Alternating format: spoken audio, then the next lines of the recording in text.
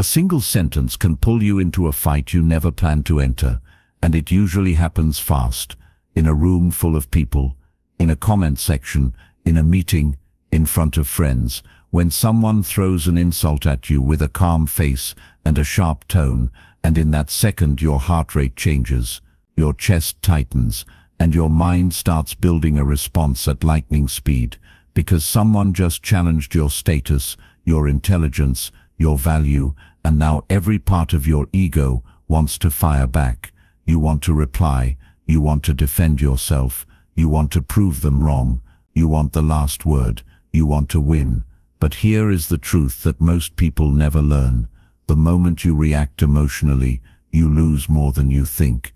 And the people who understand power at the highest level know one rule that feels uncomfortable but changes everything: don't. Sometimes the most powerful response is no response, and that is not weakness, that is control. And in this video, you will learn why silence can dominate louder than words. You will understand the psychology behind provocation, and why some people insult you, not because you are weak, but because they want a reaction. You will discover how emotional reactions secretly lower your status in social dynamics. You will see how powerful individuals use restraint as a strategy, and you will learn when speaking destroys your leverage, and when staying silent multiplies it, because history, philosophy, and modern psychology all agree on one thing: the person who controls their reaction controls the situation. Ancient Stoic thinkers, like Marcus Aurelius, wrote private notes, reminding themselves that other people's words cannot harm your character unless you allow them to. And what most people do not realize is that Aurelius ruled the most powerful empire in the world while facing constant criticism, betrayal, and pressure. Yet his personal writings show discipline over impulse, not emotional retaliation. And Epictetus, who was born a slave and later became a respected teacher, taught that if someone insults you, they are speaking about their perception, not your reality, which means reacting emotionally is accepting their frame. And this is where most people fail, because ego feels urgent, ego feels loud, ego feels like justice, but ego is expensive, and every reaction costs energy, reputation, and sometimes opportunities. Studies in behavioral psychology show that when someone provokes you, they are often testing boundaries, measuring emotional control, or seeking validation through dominance. And when you answer with anger, you confirm that they can move you like a button, which quietly gives them power, while silence creates uncertainty, and uncertainty shifts power back to you.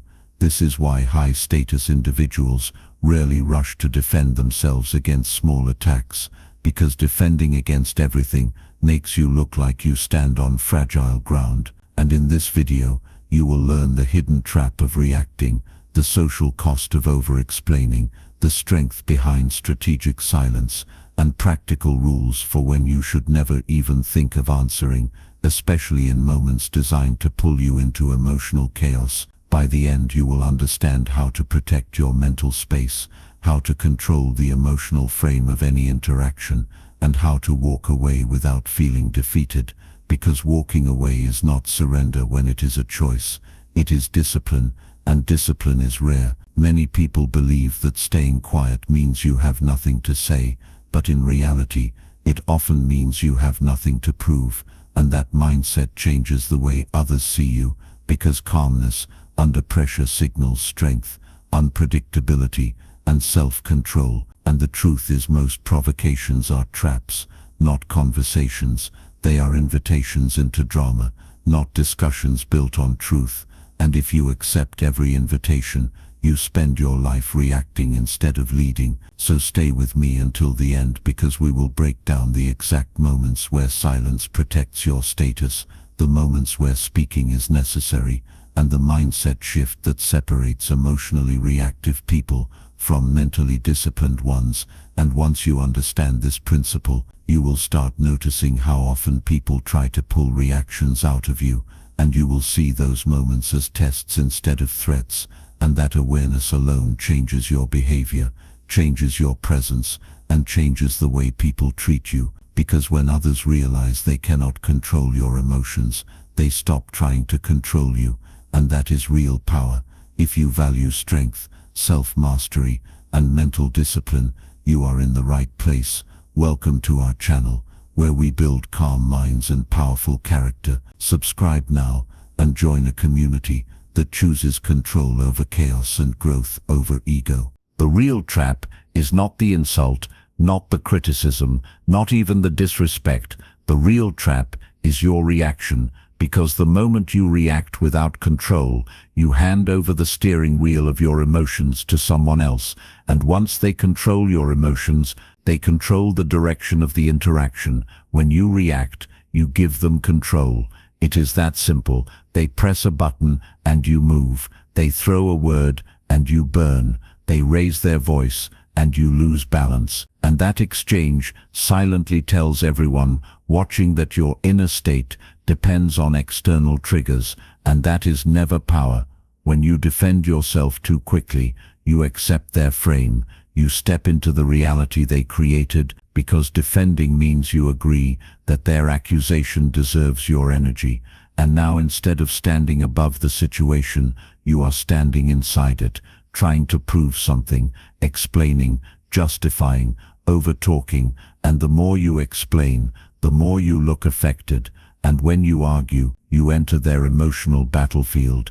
You fight on ground they selected, with rules they designed, and usually with emotions they wanted to create: anger, frustration, urgency. And once you are inside that battlefield, logic becomes weak, tone becomes aggressive, and clarity disappears. Simple logic makes this clear. Reaction equals emotional weakness. Silence equals psychological dominance. Not because silence is magic, but because silence breaks the pattern they expected. Most provocations are built on prediction. They predict you will respond. They predict you will defend. They predict you will fight back. And when you do exactly what they predicted, you confirm their control.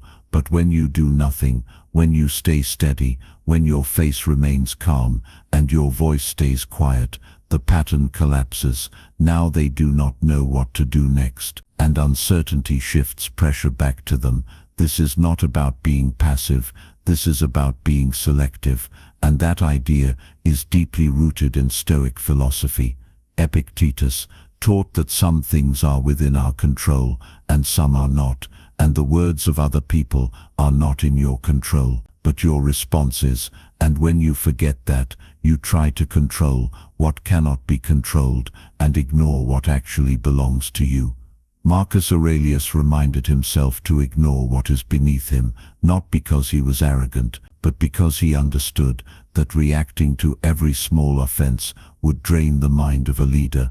And if a Roman emperor ruling during war and crisis could discipline his reactions, then everyday situations in modern life require even less emotional explosion. Yet silence feels hard, it feels heavy, it feels uncomfortable, and the reason is ego. Ego wants validation, ego wants to be seen as right, ego wants immediate correction of any false image. We fear looking weak.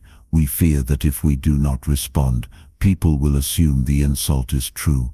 We hate losing status in front of others. We want to defend our reputation like it is under attack every second. But here is the irony. Reacting often lowers status more than the insult itself, because high-status individuals are not easily shaken. They do not rush to clean every stain thrown at them. They do not treat every comment as a threat. They move slowly, speak carefully, and choose their battles. Silence creates mystery, and mystery creates power. When you do not respond, people start thinking. They wonder if you know something they do not. They wonder if you are unaffected. They wonder if their attempt failed. And in social dynamics, the person who appears least affected usually holds the stronger position. Silence makes others question themselves. Did they go too far? Did they look foolish? Did they expose insecurity? And that self-doubt is far more powerful than any clever comeback you could deliver. There are specific situations where you should never answer.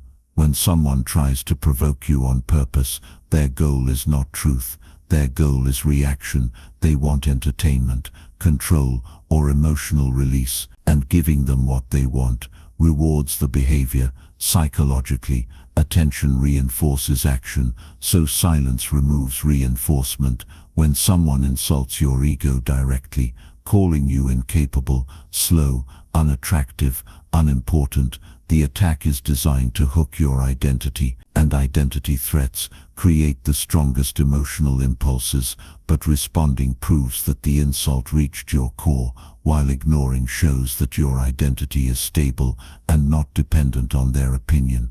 When someone spreads rumors, many people rush to explain, to correct, to fight every version of the story, but constant defense often spreads the rumor further. Calm consistency in behavior over time is stronger than reactive denial. People observe patterns more than words. When someone tests your boundaries, maybe by disrespectful jokes, small dismissive comments, or subtle challenges, an emotional reaction shows instability, while calm, short, firm responses or silence show that you are not emotionally available for manipulation. And when someone wants attention, especially negative attention, arguing feeds their need, silence starves it, because attention is a currency. And when you stop paying, many provocations disappear on their own. The power shift that happens when you do not answer is quiet but strong. You stay calm, and calmness protects your nervous system. You protect your energy, and energy is limited each day. Spending it on every small offense leaves nothing for meaningful work.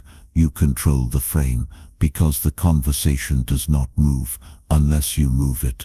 You become unpredictable, and unpredictability increases respect, because people cannot easily read or manipulate you. And you look emotionally strong, not because you shout louder, but because you remain steady under pressure. Emotional control signals maturity, discipline, and internal security. Emotion is expensive. Do not spend it on cheap people. That sentence alone can change how you move through conflict. Every emotional outburst costs clarity, costs time, costs opportunities, and sometimes costs relationships, and most of those costs are paid for situations that never deserved such investment.